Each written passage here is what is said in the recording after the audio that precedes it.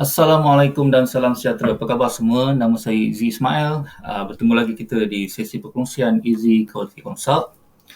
Baik, dalam episod-episod saya yang lepas, saya banyak bercerita tentang topik-topik yang saya rasa agak general, agak umum. Dalam episod pengenalan, saya bercerita lebih kurang sedikit sebanyak latar belakang diri saya dan juga kerjaya saya. Dalam episod pertama, saya ada menyentuh tentang asas pengurusan kualiti, very basic, dan juga saya ada sentuh sedikit macam mana kualiti digunakan ketika Perang Dunia Kedua. Kemudian saya ada bercerita macam mana kualiti ini menghala ke Jepun, macam mana mereka create mereka punya ideologi tentang kualiti, falsafah dan sebagainya, sehingga kan menjadikan mereka ni satu kuasa ekonomi besar dunia. Dan dalam episod yang terakhir, saya bercerita macam mana Malaysia mengadaptasikan ideologi Jepun itu di dalam satu dasar yang dipanggil Dasar Pandangan Timur. Baik, hari ini saya sangat-sangat excited sebab saya nak bercerita tentang satu topik yang sedikit teknikal. Saya nak mengajar tentang satu tool yang sangat-sangat powerful. Baik, mungkin ada yang tahu, mungkin ada yang baru pertama kali dengar. Saya akan bercerita hari ini tentang 5S. Bila kita cerita tentang cara pengurusan cara Jepun yang menumpukan tentang peningkatan kualiti dan produktiviti, ada banyak cara, ada banyak teknik, dan saya rasa 5S ni kiranya basic lah. Jadi kalau kita tak mahir, tak faham tentang 5S ni, kita tak boleh nak cerita tentang benda-benda lain. Baik. Hari ini dalam episod yang keempat, saya akan bercerita, memberi sedikit introduction lah dulu tentang 5S ni. Kemudian dalam video-video berikutnya, saya akan pergi lebih detail. Basically hari ini kita nak bercerita tentang apa itu 5S, apa dia tujuan 5S ni. Ada 5 elemen dalam 5S tu, jadi apa benda semua tu. Kesan bila kita amalkan dan juga bila kita tidak amalkan 5S. Dan yang terakhir, dia ada pantang larang je lah. Kalau kita nak berjaya dalam amalan 5S ni, ada beberapa perkara yang kita kena buat. Alright. Kelebihan 5S, saya buat summary lah. Ada 4 yang saya rasa penting. Kalau kita betul memahami 5S dan kita amalkan dengan betul, 5S ni adalah satu tool yang sangat-sangat efektif. Dan yang kedua, tanpa limit tu maksud dia tak kira lah anda ni berada dalam sektor apa sekalipun, industri apa sekalipun, sama ada anda ni seorang jurutera, sama ada anda ni yang bekerja di pejabat, ataupun anda seorang doktor, ataupun anda seorang chef yang bekerja di kitchen, ataupun anda ni seorang house manager, pengurus rumah tangga di rumah, sekalipun anda boleh mempraktikkan, boleh amalkan 5S ni di mana saja anda berada. Dan anda boleh buat benda ni segera. Tak perlu kita nak tunggu apa sekalipun. Dia boleh dibuat segera. Kerana apa? Sebab benda ni tak memerlukan sebarang kos. Dia bukannya satu tool yang ada breakthrough teknologi ataupun software. Tidak. Dia tanpa kos. Kita boleh buat benda tu immediately dan di mana saja dalam apa sektor sekalipun. Okay. Ada banyak persepsi yang salah tentang 5S ni. Waktu saya bekerja di Sato dulu, kami ada buat juga 5S ni. Bila dalam 15-20 minit sebelum nak tamat bekerja tu, jadi para pekerja ni akan panggil lah ramai buat 5S. Pegang penyapu, pegang kain buruk, nak lap, mop dan sebagainya. Jadi basically dia adalah general housekeeping. Sebenarnya dia bukannya housekeeping, dia bukannya setakat tu je, bukan setakat sapu, bukan setakat mop, bukan setakat lap dan sebagainya. Itu satu persepsi yang kurang tepat. Ada satu lagi puak yang mempunyai tanggapan yang sangat-sangat salah. Dia mengatakan 5S ni pula adalah untuk orang-orang yang OCD, ya, Obsessive Compulsive Disorder. Ini topik lain sebenarnya. Ada juga yang kata untuk perfectionist, ada juga yang kata minimalist. Semua tu adalah sangat-sangat tidak betul. Okey. Jadi 5S ni apa benda? 5S ni memang dicipta sebenarnya, dia memang untuk satu problem solving tool sebenarnya. Jadi adalah dicipta untuk menyelesaikan masalah. Masalah kita tu banyak sebenarnya. Apa masalah dia? Okey, Kita ni hidup di atas muka bumi ni, nak tak nak kita memang kena follow satu hukum alam ni. Hukum alam ni yang mengatakan bila sesuatu barang tu, dia akan move daripada satu state bersih, dia definitely akan jadi kotor. Bila satu-satu barang tu dia baru, dia akan jadi lama, dia akan jadi lusuh. Bila satu barang tu kita dah kemas, dia definitely dia akan bersepah. Jadi kalau kita tidak ada satu sistem, kalau kita tidak ada satu kontrol yang bagus, definitely dia akan jadi yang belah kanan ni lah. Itu kita punya future. Ni gambaran-gambaran masa depan. Bila anda bekerja di pejabat, lambakan dokumen, lambakan kertas, lambakan macam-macam lah, serabut dalam keadaan macam ni kan. Ini di pejabat ataupun di rumah sekalipun. Kami ada 3 orang anak. 3 orang, setiap seorang tu ada dia punya cara menyepah dia. Bila berkumpul, macam ni lah jadinya. Dia akan jadi serabut. Kita nak cari barang pun susah, kan? Dan banyak lagi senario-senario lain di dalam warehouse contohnya. Kalau kita tidak ada proper kita tak pandai nak organize, definitely dia akan jadi serabutlah keadaan di dalam warehouse ataupun di dalam bengkel. Bengkel lagi lah kan, dengan banyak tools, dengan banyak perkakas yang macam-macam tu, kalau kita tidak ada proper control, proper system, memang definitely akan serabutlah kat situ. Ataupun di dalam kita punya store, kita main campak barang tanpa ada sistem, tanpa ada control, definitely dia akan jadi begitulah. Dan serupa juga kalau kita seorang tukang masak ataupun kan, kita punya gelanggang tu adalah di dalam dapur sekalipun, sama juga cerita dia. Di mana-mana saja. Jadi kesan negatif dia, kalau kita berada dalam keadaan yang keserabutan macam tu kan, definitely kita ni tidak akan boleh untuk menjadi satu individu yang cekap, satu individu yang efisien. Kita tak boleh nak produktif. Macam mana kita nak jadi produktif kalau bila kita nak buat, kita cari barang tak ada. Jadi sekat kita punya kerja kan. Dalam diam rupanya kita ni dah past due date. Benda-benda tu kalau kita tak kontrol, kita tak nampak.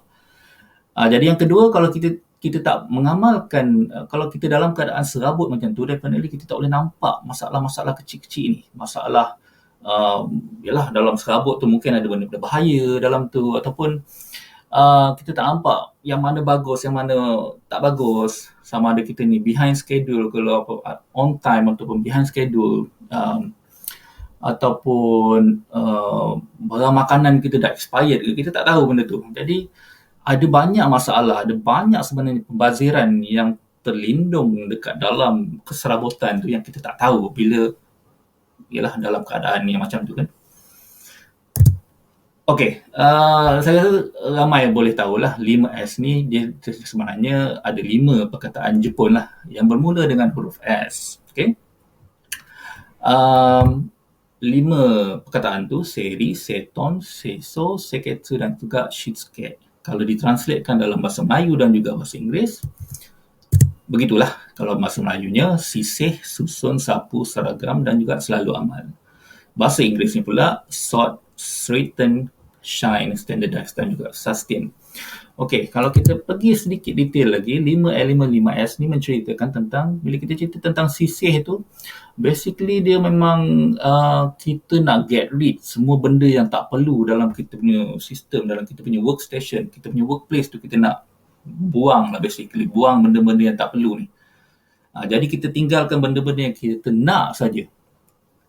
Dan step yang berikutnya, elemen yang berikutnya lah susun. Jadi bila benda-benda yang tinggal ni, kita kena pastikan kita ada tempat lah untuk dia. Setiap satu item ni kita kena sediakan rumah. Jadi kita kena susun.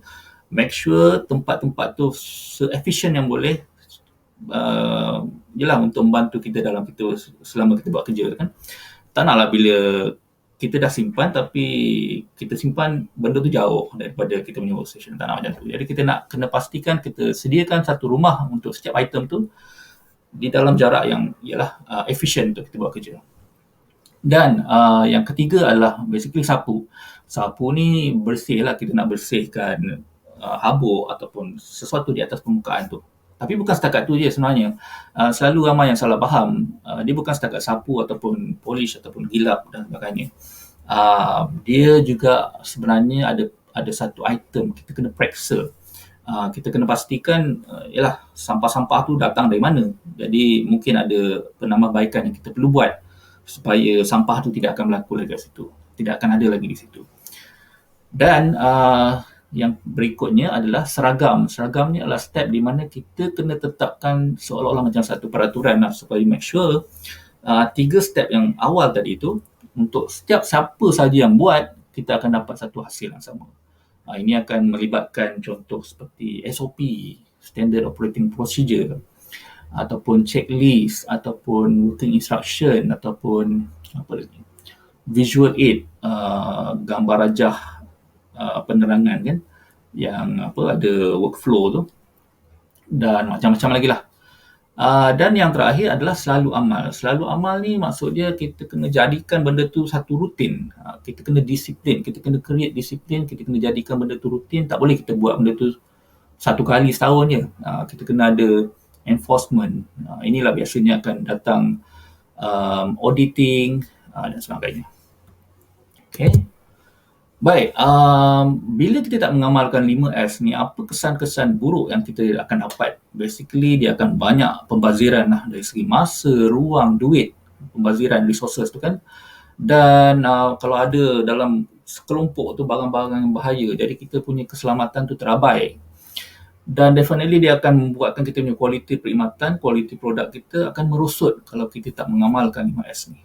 Dan alatan-alatan akan cepat rosak. Kerana apa? Sebab dia lack of maintenance. Kita tak jaga alatan-alatan tu kan, jadi dia akan cepat rosak. Dan masalah-masalah terlindung lah, masalah pembaziran yang kita tak nampak. Bila dalam serabut tu kan, macam mana kita nak nampak benda-benda yang kecil-kecil ni.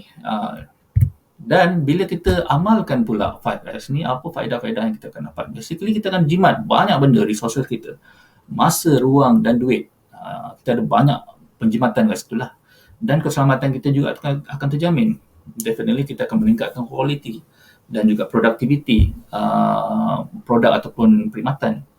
Dan barang-barang kita definitely akan jadi tahan lama. Dan yang terakhir, kita dapat pesan, detectability tu untuk kita mengesan benda-benda, masalah-masalah yang selama ni terlindung, kita tak nampak.